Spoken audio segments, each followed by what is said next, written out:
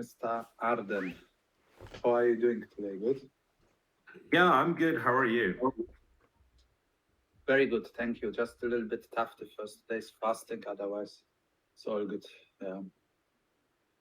Yeah, you asked about the microphone. It's an improvement from last time. I had a live chat with Miko Matsumura of Gumi Cryptos last Friday or so, and he showed up with like a proper setup with the microphone and stuff, and the difference was just so incredible. I thought, all right, it makes sense to really like get myself equipped with the good mic, the good background lights and stuff like that to make it Yeah, more comfortable for these streams.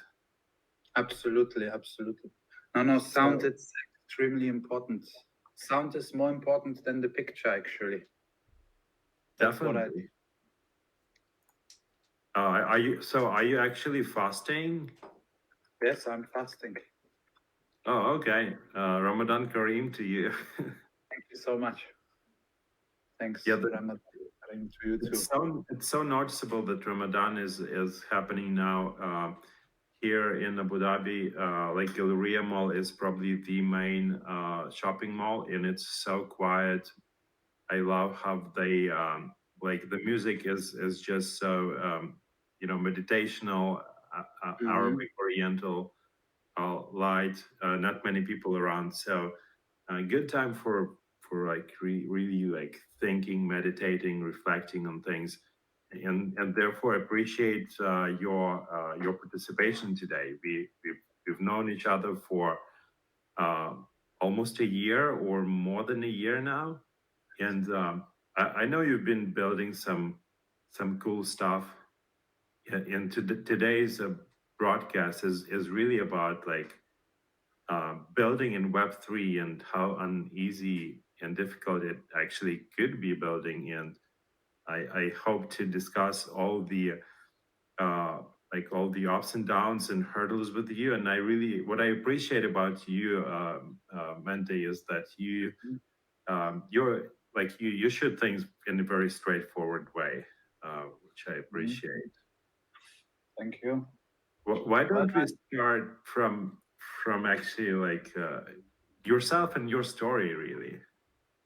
myself and my story. The story of my life, or the Who are story you? of who am I? Well, I'm surely a soul from some other planet, I think. And I'm now in this human body, and I somehow got born in Poland. I grew up in Germany. With the age of 2, we went to Germany, my parents, like some, I would call it economical refugees. Because, in Poland, people, they make only like 10% to 20% of the wages, like they do in Germany. And we already were half German because my grandparents were German. So we got the passport. And yeah, then my parents made the move and then was living 20 years in Germany. Then with 22, I came back to Dubai. This is 16 years ago.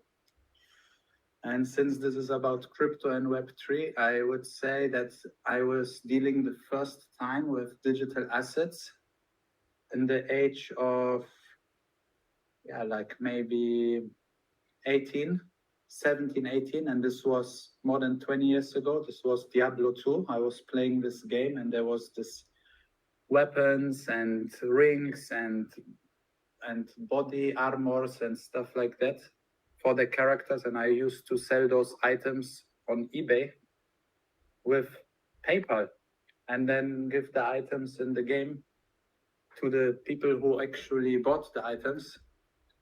And this was like, I would say, one of the first ways to sell some digital items which are actually completely digital. And this was really interesting. But at this time also inflation happened with some items because since it's not on the blockchain, and back in the day nobody even thought of a blockchain, especially not where I'm from.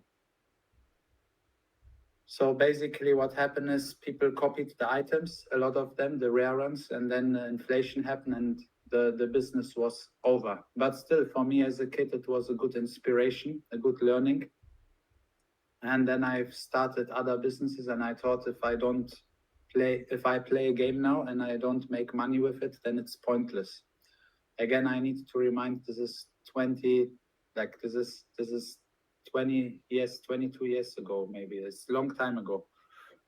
So then let's come to further story. In 2016, I got first time exposed to Bitcoin. I knew about Bitcoin in like 2012, 13. I hear about it, but for me, it did not make sense how there can be digital other money than real money. But then when this Bitcoin OTC broker came to Dubai, I got introduced to him by some really huge guy from the States. He was a crazy internet marketer.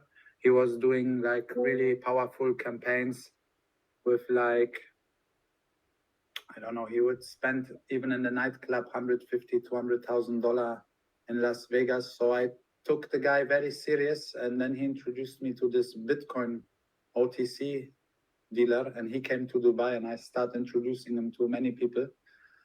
And yeah, then one day I made my first deal where I kind of had the buyer, the seller, and I made a nice commission.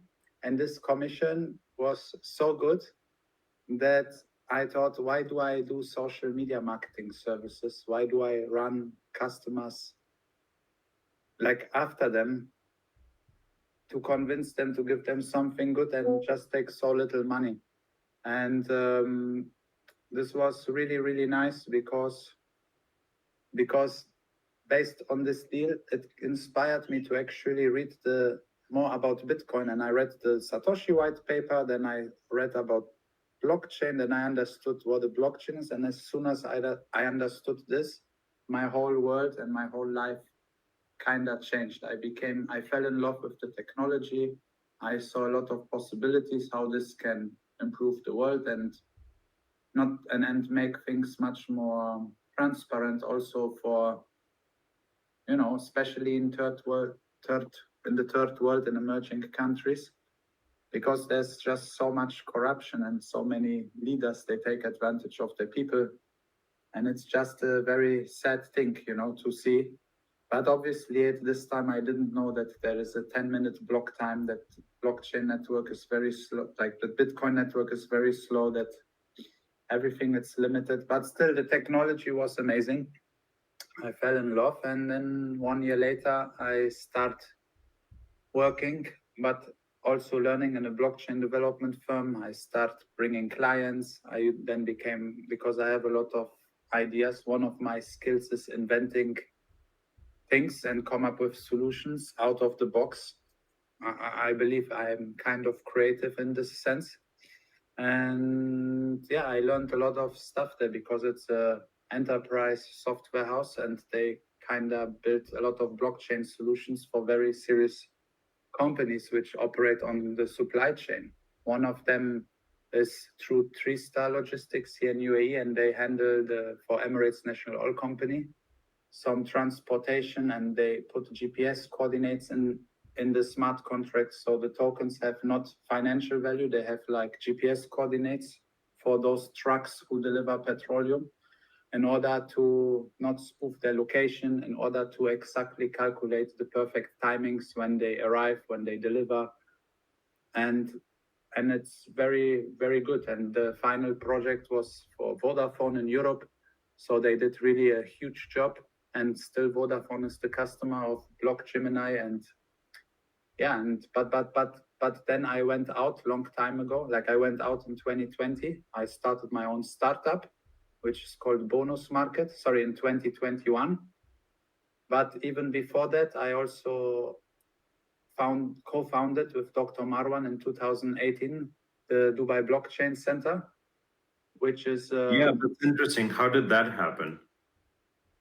Well, how this happened is that I've met Dr. Marwan, I think in 2017, and we became good friends, and we talked a lot about certain blockchain projects and also a lot about scams, because a lot of scams been happening in the country. And and when you have a lot of good people and you have a good communication with them, and you can warn people or prevent damages, then it's a very, very good thing, you know. But the blockchain center itself, it's actually more education facility, which was also kind of educating other government sectors on how crypto and blockchain works, how to use wallets, what's safe, and also the big job, like the very special deed which Dr. Marwan was doing. He was actually explaining like how crypto is traceable, since he also is with the task force, you know, digital task force. And at the end of the day, it's important to educate people, educate the whole, like as many people as possible, the industry, the government sectors. And now we have this fantastic blockchain ecosystem here. And one of my jobs was also when I was traveling around to all those festivals and events internationally, because I was also advisor in 2 projects. So I got around quite a lot. And I've met a lot of people and been telling them about Dubai, about UAE, how it is over here, how safe it is, how good it is for entrepreneurs, and also for influencers. And a lot of those guys, they start moving over here because some of them, they are really making serious money and they are very rich. So they also like to spend their money and they also like to be safe. And Europe and other places are unfortunately not really safe anymore if you don't keep a low profile. And some people, when they're young and make money, they don't want to keep a low profile. Not all of them.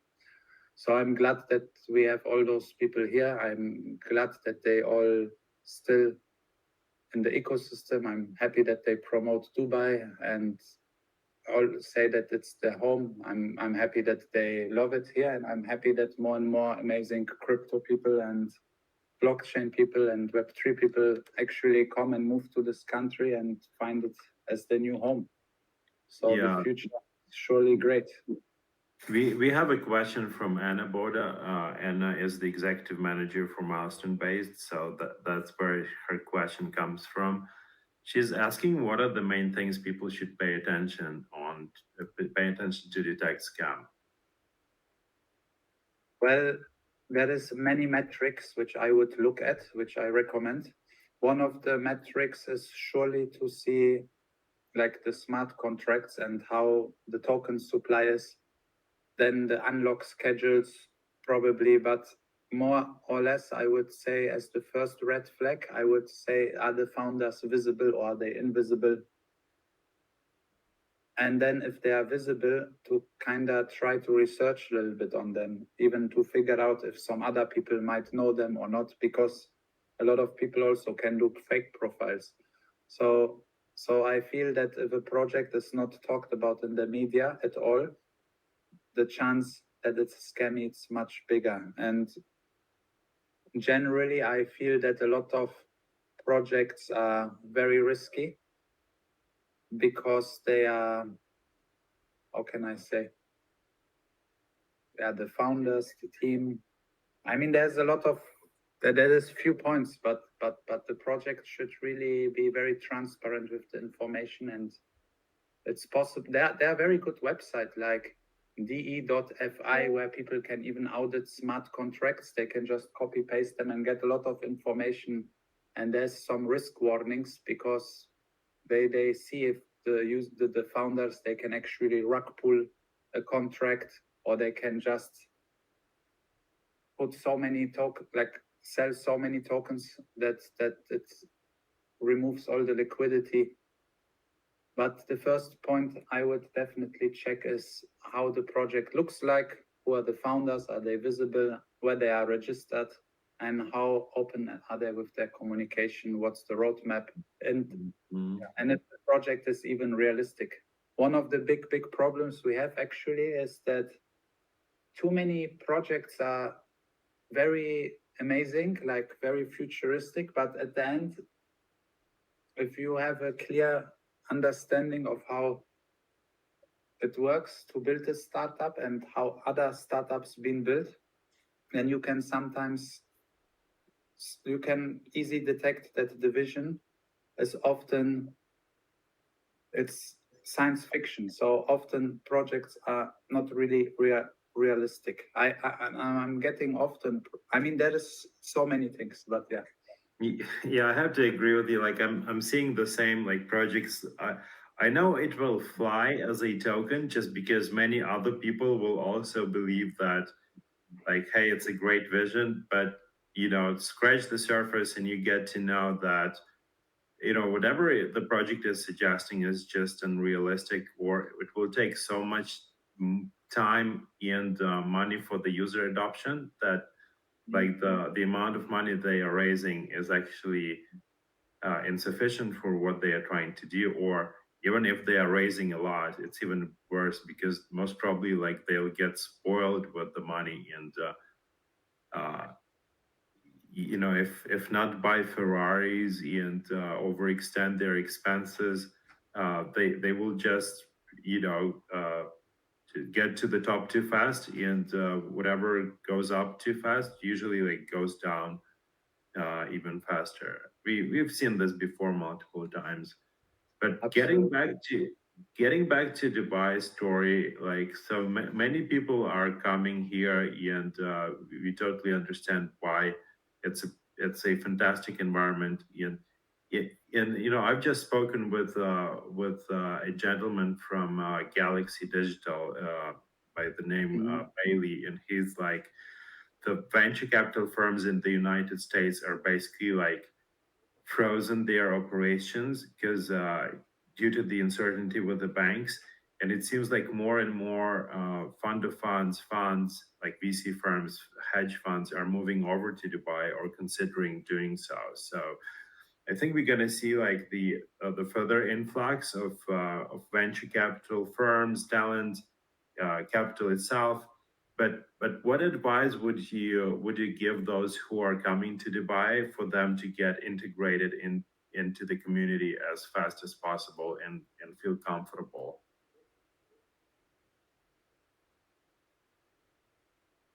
Oh, you're muted. Can't hear you. Right. In my opinion, the people who come here, the companies and businesses, they should do some little bit of online research. But surely there's a lot of entities who are very supportive here for the blockchain and crypto ecosystem. And surely one of them, it's the the DMCC Crypto Center. Then there is, if they want to register a DLT license, but also the VARA, the Virtual Asset Regulation Authority. It's very important since they are the, how do I say it?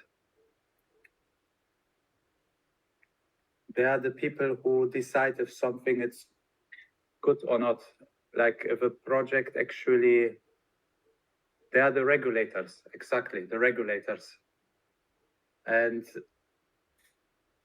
they will probably issue a list also soon of projects or even exchanges which are legal, because some projects and exchanges already they received certain license to operate legally here, but they are called MVP licenses so far. So it's like a kind of sandbox thing.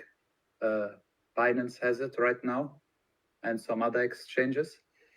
But people who come here, they surely, I mean, there's a lot of meetups in Dubai every week. There's the Arden meetup, which happens every Friday from 6 p.m. to 20, so to 8 p.m. in Palm Jumeirah. So anybody who come here, they can go to those events and meet people from the space and talk to them. I just feel there's so many people coming, and there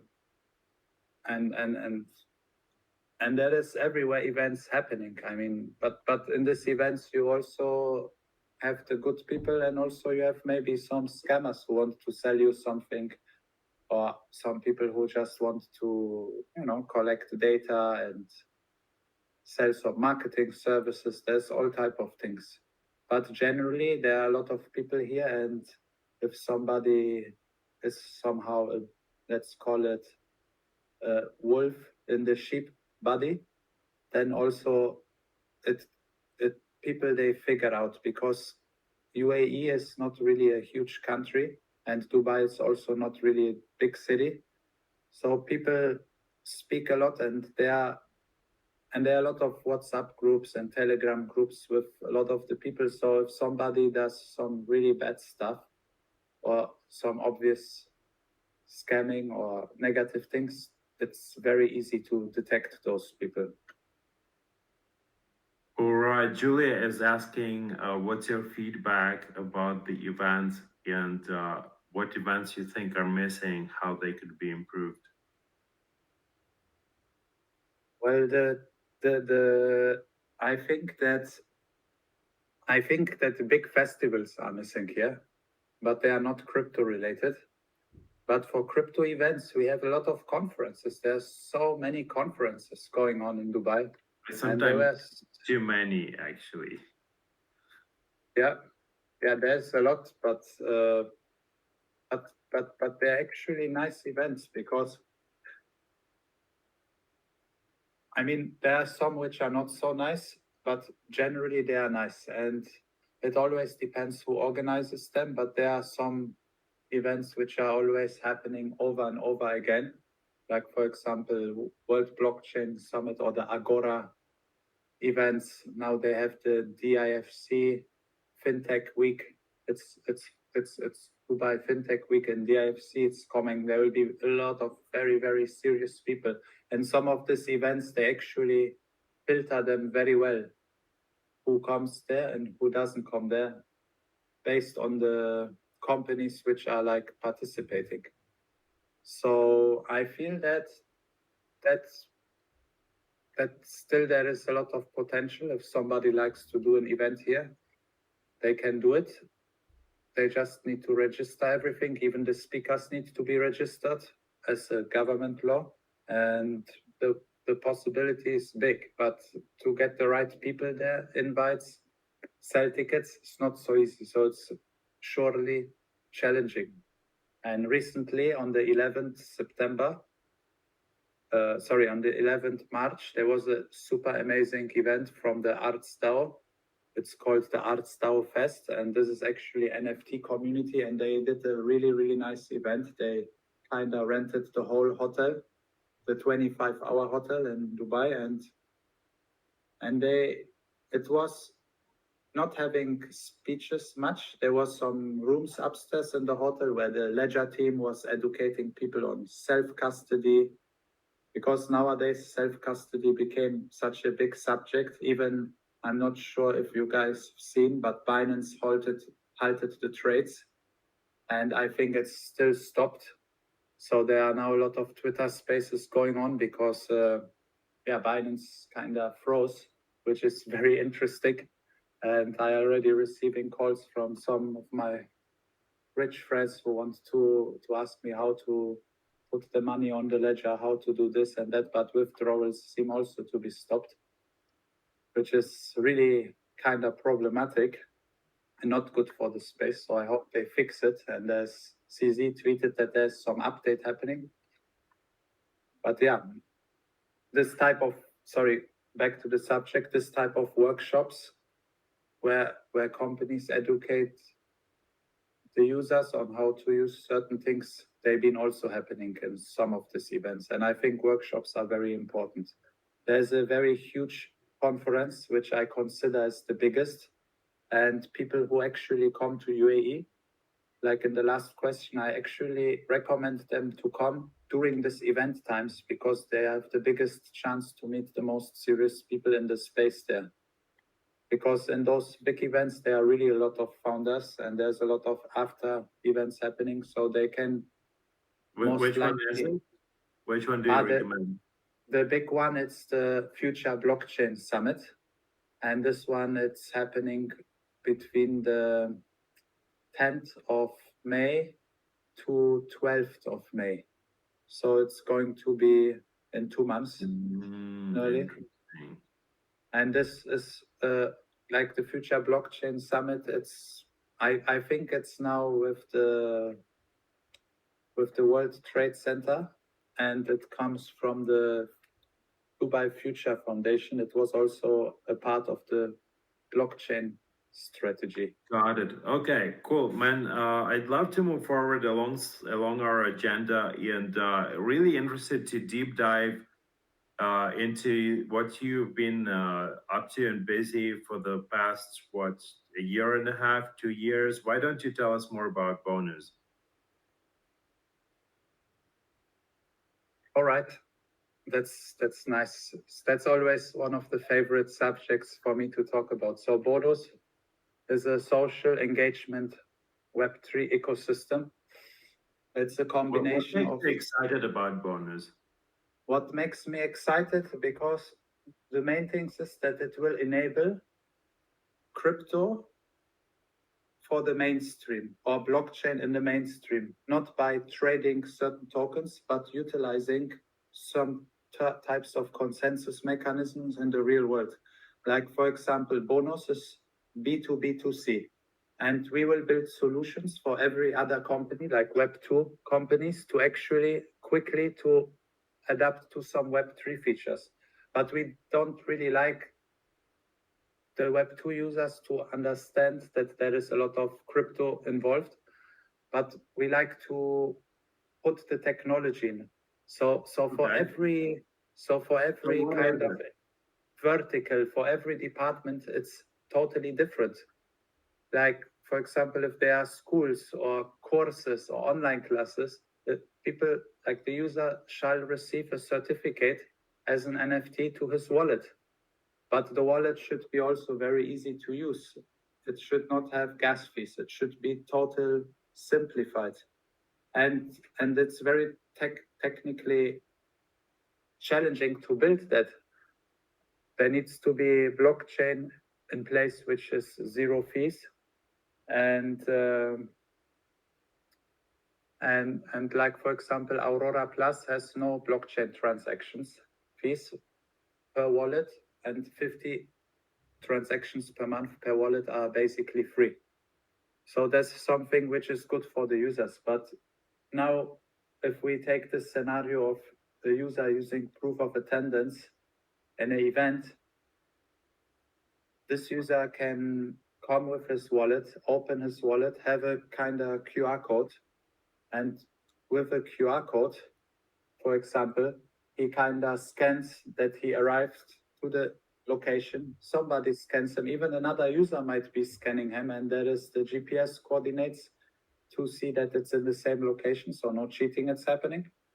And then the user starts a gamified experience. But the most important part about Bonus is that the target of Bonus is to bring a paradigm shift of how users engage with their companies, with their celebrities, with their creators, with the things they like, to enhance business. Bonus is a gateway to a lot of new business possibilities, like enhanced business, meaning gamification, which increases user engagement. We like that the users of a brand or a fan support the brand or the fan. And before, this was not trackable, this community value. Now everything is trackable. So if you could make it into a 30 seconds elevator pitch, like, how would you describe Bonus?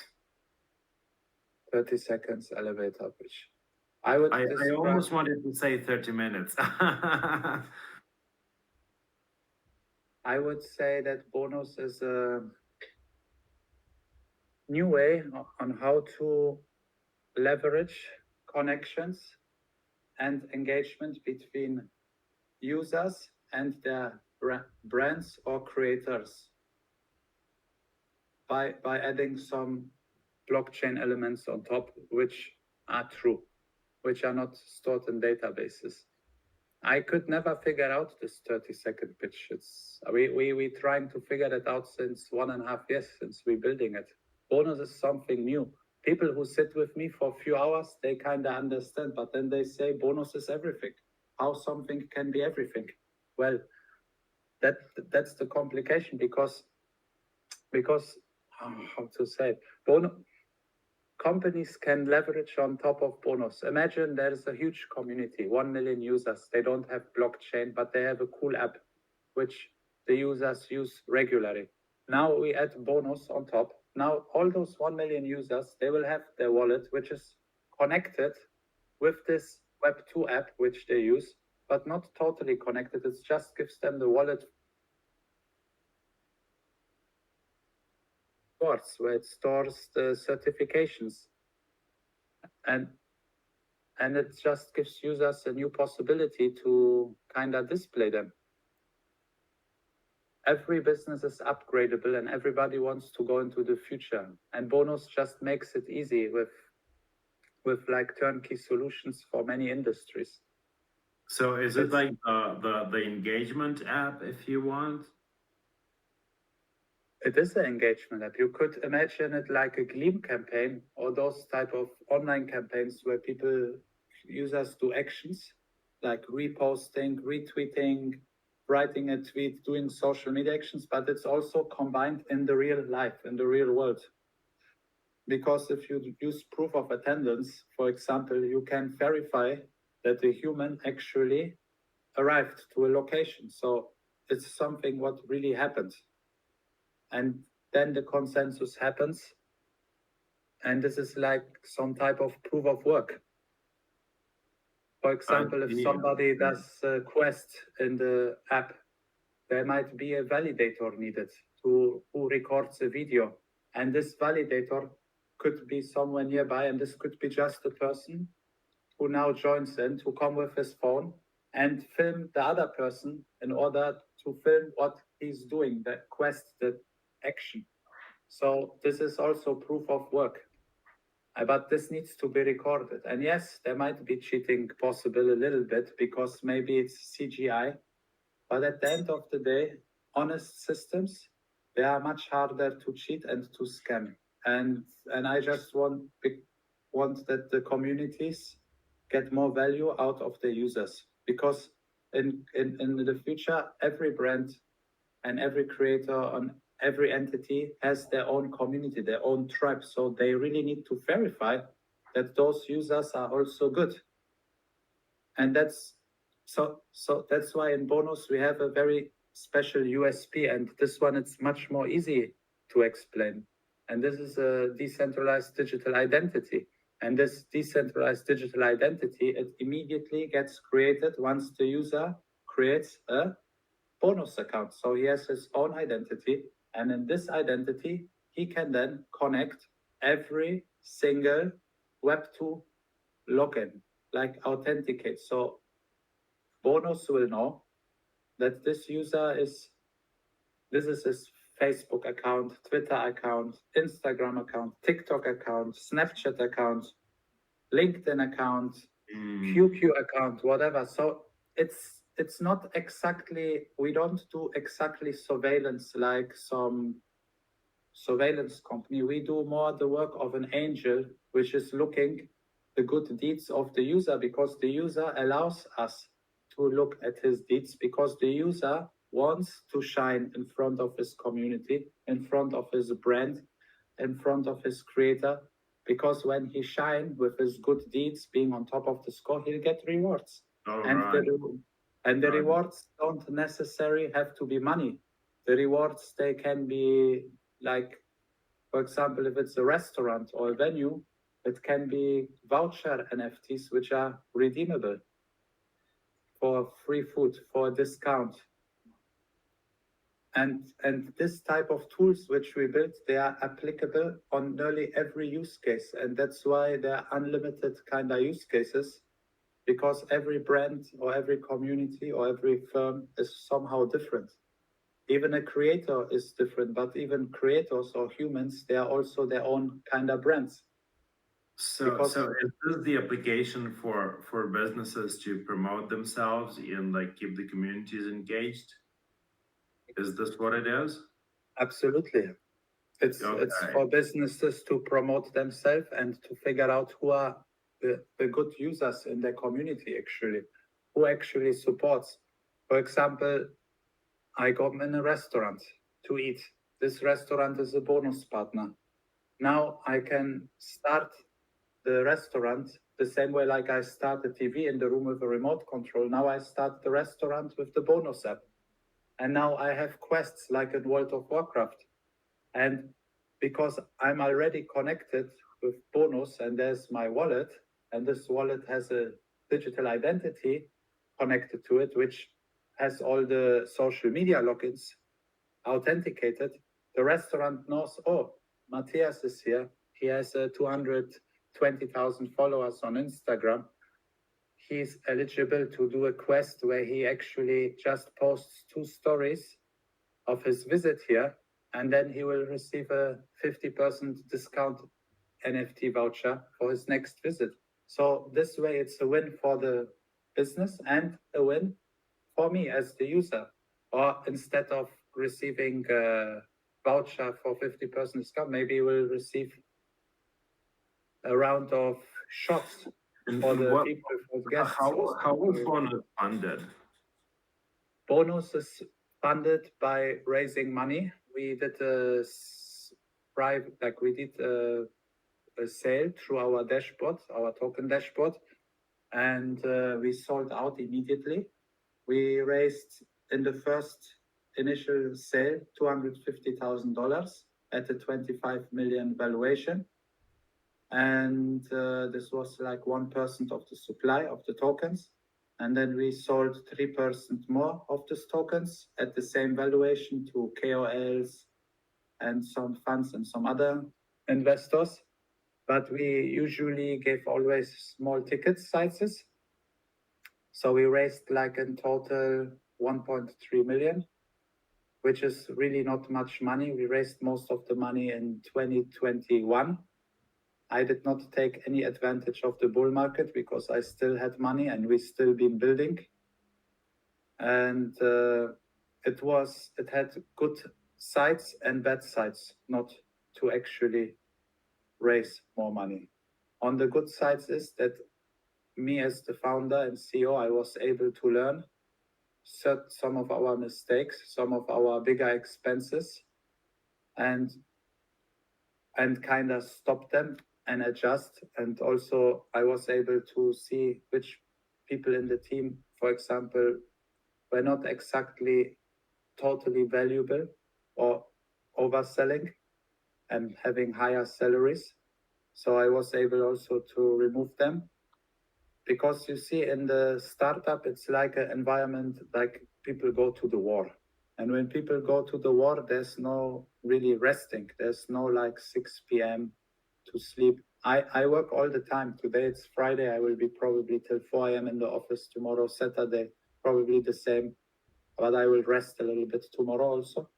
But in this startup environment is very serious, and building a project, it's very serious. So thanks also to some VCs and some other good people in my circle, I was also able to adjust the project and to actually make it better. Just that the vision was way too big. It was so big, the vision, which is nice, but it's challenging because now with a small team of people. You always need to like break it down in some chunks and have a MVP which you can actually ship and commercialize and take it from there. Absolutely. And we made some other mistakes too. We started, I mean, we also worked on Solana, where we built a lot, and we kind of lost 6 months of development. Yeah, I was a Solana maxi before. But when Solana started to go down, we lost the interest because Bonus is supposed to run in soccer stadiums where eventually 50,000 people check in. So now imagine if they can't check in because the blockchain is down. This would be catastrophic, and we cannot take such risks. But one of the big lessons, one of the big things we figured out is that one of the components, which is the digital identity, which we had in the plan from the beginning, it's actually the most important component of our whole ecosystem, because everything starts through a login. And by mapping this stuff out in a proper way, we learned, and also one of our VC, Cypher Capital, they told us that this is actually our USP product. So instead of implementing all those DID functionalities later on, we just ended the last MVP because the MVPs always have a lot of functionalities, but then at the end they don't work properly, which is the truth. But this new MVP, which is now coming on the way, it has just the digital identity. It has all the authentication to the Web2 logins. And then the next feature which we implement, which is also already built, will be the proof of attendance. So once we go live, we can immediately use the products at events. Users can use it. They might be probably able to copy a link from meetup.com, paste it, and now everyone who comes to the event receives gamification quests. And at the end, the proof of attendance NFT, which comes like a medal of honor. And people like that because this way it will help them also to get a better social kind of ranking or rating. But it's not social rating like in China where people get blocked, where they can spend less money, where they're not allowed to have very fast internet or fly business class, or their kids, they're not allowed to go to certain school. It's not like this. Like It's more social to capital is your capital, right? it's more to reward people and to actually see that people are of value. Because nowadays so much lying and bad stuff happening. So Hey, you actually, so you've mentioned you raised north of 1 million, which you're saying it's a small amount or not a lot of capital, but for many people, especially like the early startups, it's quite something. So how was it for you to raise it, and can you give some advice to people like who want to raise right now? Of course, the market has changed and stuff, but what would you say is like the golden rule of thumb? The golden rule, there are many golden rules, cool golden rules, but surely one of them is that I feel any project from my learnings to start, it's extremely important to actually have an incubator or to have certain people on board as advisors. For example, somebody like you or me or some other people who actually went through this thing one time, because it prevents a lot of mistakes, and it might help in a more realistic way to actually raise the money. And nowadays, trends are also changing. For example, we raised on a 25 million seed valuation, which is I was blown away by that. That's a lot. Yeah, it's actually a lot, but before it was, I mean, I'm very convinced that I'm building a multi-billion-dollar project, and I'm not convinced because I'm so ignorant and arrogant that I believe that I'm so great and that it's the best. No, I'm not, because many people who understand technology, and when we get deep, they tell me that it's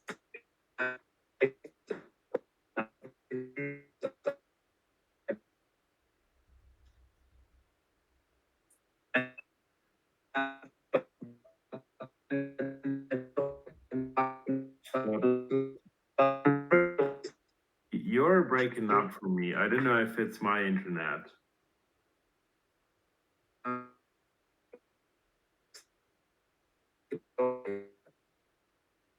Can you hear me? Because you're breaking up for me.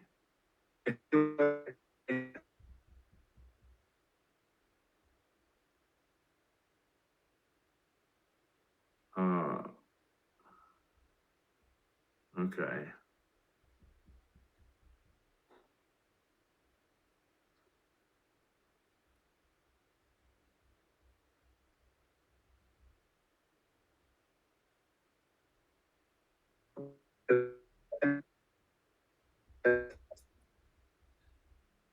Hello, I can't hear you, Matthias.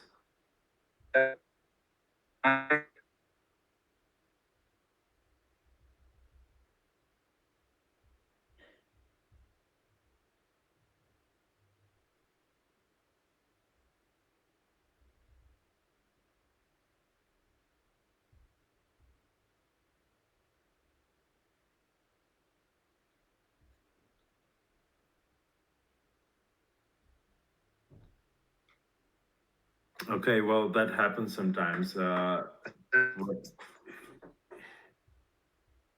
Hello.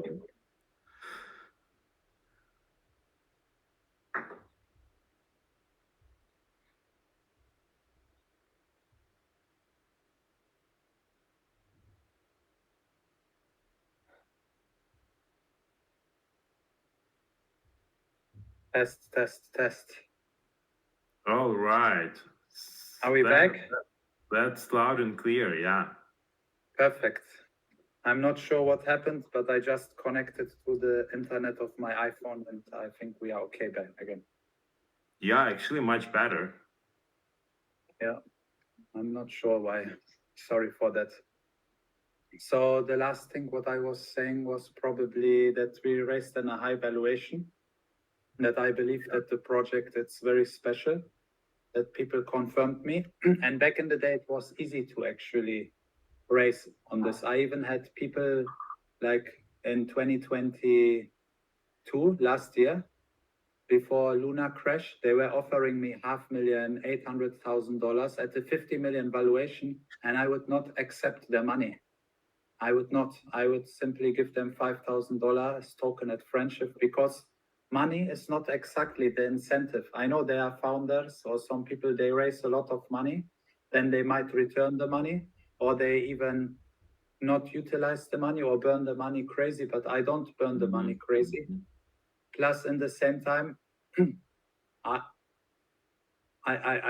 because we want to list on a very good exchange, we also have a very good cap table. And I learned that if certain people or individuals who don't have a special value to add are on that cap table, then the exchanges, they might not like it. So that's why I did not give a lot of allocations. It's just small. But what I've learned also from that is that because money gets shorter. We built a lot in 1.5 years. We have 90 repositories on GitHub. So it's really, that's crazy. Like, yeah, that's something. So even other developers, tech people, they tell us, wow, what you guys building? This is like, it's like huge. It's like a biggest tower in the world. But that's the thing with bonus. It's a huge vision, and we should have cut it a little bit smaller and map it out in the beginning. And we learned that at the end of the day now, we adjusted a lot. We are still going. We still have money. We are building. We will probably have a product by this month, but next month pretty much guaranteed with the DID. And things are moving, but I would love to have 5 developers more or 3, because the whole blueprint and all the details are now mapped out of what to build. Right. And where do you see the future of bonus? That'll be my last question for today. The future of bonus, I see it. I see that there will be hundreds of thousands of users who will be actually using it, and it will have many users, many functions to keep user retention. And I really hope that it becomes a standard in society in certain ways, that it's not just used by companies, but eventually also by governments and by kind of politicians, because it has, with the augmented reality functionality, we can even do campaigns where people open the augmented reality and they start cleaning the floor, picking up some rubbish here, there, and they get points or respect because of doing this. And this actually makes the civilization better, the environment better, and they can get maybe rewarded by other people. There's so many use case possibilities. I like that. Actually, like what you've said makes me like super excited about it. I think that well, first of all, when I as a VC am like on the pitch calls with startups, my main question to them will always be, what is your vision of the world with your product in 5-10 years from now? And if they have this passion and vision around the better future that they are creating, like that's probably the most important thing, because that's what keeps them like up and working rolled up the sleeves day and night is like the long term vision, the world towards which they are gearing. So I really love that you have it, and I think that you're probably better off like start describing bonus from this vision of the future and your passion around it. Yeah. Thank you for this information. I love always to learn from you and get new advices. And yeah, surely bonus is something for humanity. It's not exactly, maybe, it's not exactly probably doing the highest ROI. It is a commercial product, it will generate money, but it's more for other incentives to actually bring a lot of people to Web3, make them owners of their data, make them free, have their rewards be very easy where they don't need to store their keys, still by us being non-custodians, and and and and it is simplicity. And I really believe that it can add huge value in the future to environment, to people, to communities, to education, to everything. Cool. Even 11%, once we will be profitable one day, from all the revenue, the profits, 11% will go to an external wallet. And in this wallet, we will show every single detail everywhere, whatever we support, any kind of, like impact or schools or anything, we will display it very transparently. We need to make sure that there is money donated for a table, and this table, we know it could cost $50. We need to make sure that it doesn't cost $500, because even charities and all those big official things, I see them really as scams. I'm tired of the scam. I feel sometimes the whole world is a scam. Yeah. So I feel that some people, they need to have this Jedi mindset and to push hard that that things come true. But a lot of people are also very driven by capitalism, and it's sometimes much harder to convince money hungry people to support such a project. So I really hope that with our own power we'll get further. And Right. we'll do another round in the future. Hopefully, we'll soon start building our community in proper ways.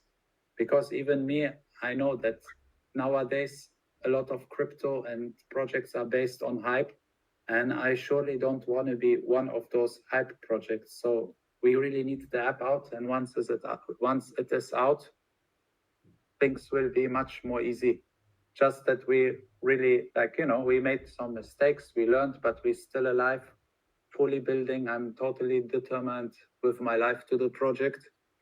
And if it comes hard to hard, I will even sell my car, sell my Rolex, and have a few months more, no problem. Till I'm broke, I will go. But I don't think it will come that far, because we are close and we still have few months of runtime. I love that conviction, man. And frankly, we never gathered for a proper advisory session, so I'm happy to do that with you.